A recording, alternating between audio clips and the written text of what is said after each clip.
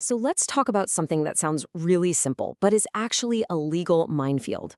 What happens when a friendly business referral, recommending someone you trust, suddenly becomes a high stakes legal problem?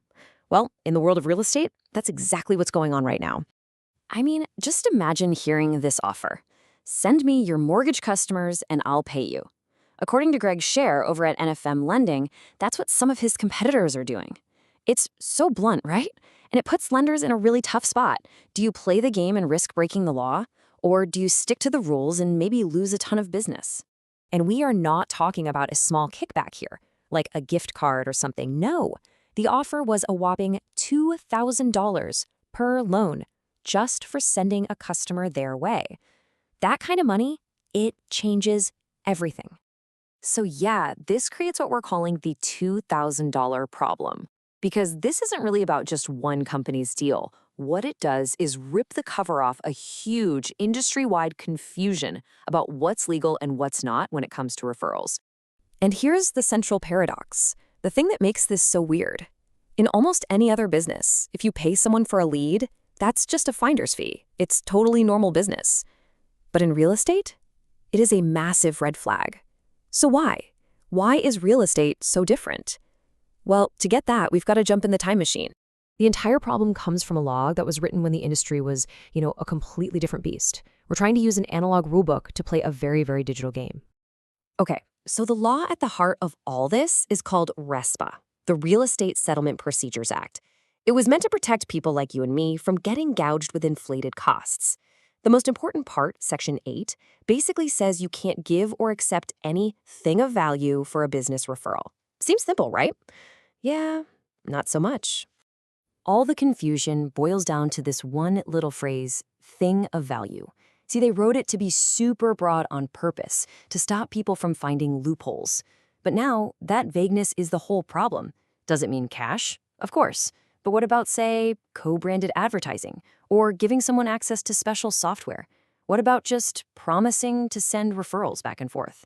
Honestly, nobody is 100% sure where that line is anymore. And just think about how old this law is. RESPA was passed back in 1974. We're talking a world of paper files, rotary phones, and everything done face-to-face. And that exact same law is now supposed to govern a world with Zillow, one-click mortgage apps, and giant companies that do everything from the brokerage to the lending to the title insurance. So this massive disconnect has created this digital gray area. The old rules just weren't designed for how the market works today. And that's where all the trouble is starting. It really is a different planet. Back then, you had your real estate agent, your lender, your title company, all separate businesses.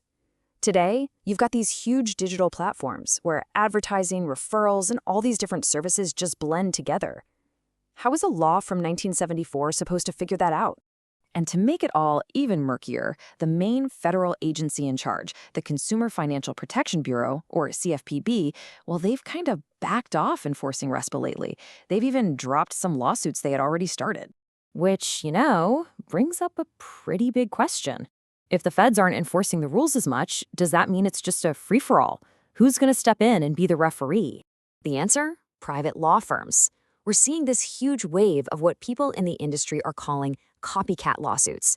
You've got consumer protection firms taking companies to court over these exact practices, and suddenly you have this brand new, really unpredictable legal battlefield where the rules are being made up one case at a time. And all this confusion has a real cost. It's not just a headache for the big companies. It affects the professionals trying to do their jobs, and ultimately, it affects regular people who are just trying to buy a house. Attorney Richard Andriano really puts the stakes in perspective. He says some of these new lawsuits are arguing that a simple referral for a referral, where an agent and a lender just agree to send business to each other, no money involved, is illegal. He says if a court actually agrees with that, the impact would be devastating. Because, well, that's how business has been done for decades. Now, let's hear from an agent on the ground. Todd Armstrong. He works with a lot of military veterans. He says he recommends lenders for one reason and one reason only: who's going to get the job done right for his client. It's not about getting a kickback. He says it is all about execution. For him, that kind of trusted referral is what makes a transaction go smoothly. So let's bring this home to you. Imagine you find a great real estate agent, someone you really trust, and you ask them, hey, who's a good lender? What if, because of all this legal mess, they couldn't legally give you a straight answer? How does that help anyone? This whole situation is exactly why you're hearing a growing chorus from inside the industry saying enough. People are calling for an update. They want modern rules for the modern way we buy homes. Take the Mortgage Bankers Association. They've actually laid out a pretty clear plan. They aren't saying get rid of the rules. They're saying let's clarify them. Let's focus on what's a fair price for a service, give people clear disclosures instead of random caps, and, maybe update the rules for the digital world we actually live in. And as Nicole Booth from Zillow puts it, that's the whole point. This isn't about trying to weaken consumer protections. It's about making sure transparency actually means something to consumers, instead of just being a pile of confusing legal documents designed for 1974. Which really leaves us with the big central question, doesn't it? This is the dilemma. Everyone agrees consumers should be protected from backroom deals and hidden fees. Absolutely. But how do we do that without also making it illegal for a professional you trust to give you a simple, good faith recommendation? That is the $2,000 question the entire industry is trying to answer right now.